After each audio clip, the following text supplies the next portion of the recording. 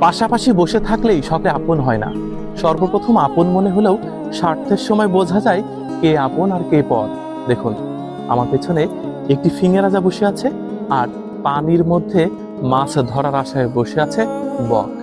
প্রথমে মনে হয়েছিল, বাহ, মানুষ ছাড়া অন্যান্য প্রাণীরা কত ভালো, বেশ শান্ত, শুধুমাত্র মানুষের মধ্যেই এত হিংস্রতা। একটু পর বক যখন ছোট্ট একটি পুঁটি মাছ ধরেছে, ঠিক তখনই তার উপর হামলে পড়েছে যুদ্ধবাজ ফিঙেরাজ পাখি। সেই মাছ বকের ঠোঁট থেকে ছিনিয়ে নিয়েছে। এতক্ষণ মনে হয়েছিল শান্ত পাখিটি হয়তোবা ওর শত্রু নয়, কিংবা ওর স্বার্থে আঘাত হানবে না। কিন্তু যখনই অনেক কষ্টসাধ্য করে বক একটি মাছ ধরেছে, ঠিক তখনই বন্ধু বেশি পাশে বসে থাকা ফিঙেরাজ পাখির আসল চেহারা প্রদর্শিত হয়েছে। আমাদের সমাজেও তাই। কাছে যে বসে আছে সে যে আপনার শত্রু নয়, সেটা আপনি কিভাবে বুঝলেন? অনেক সময় দেখা যায় আপনার কাঁধে যে হাত রেখেছে বন্ধু বেশি, মূল শত্রু হচ্ছে সে।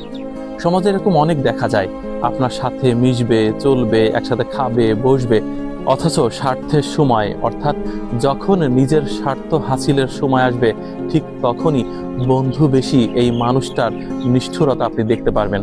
এবং আপনি অবাক হবেন যে এই মানুষটি আমার সাথেই ছিল এবং এতটা ভদ্র নম্র চেহারা নিয়ে আমার সাথে মিশেছিল, অথচ তার মধ্যে লুকায়িত ছিল এরকম হিংস্রাত্মক রূপ।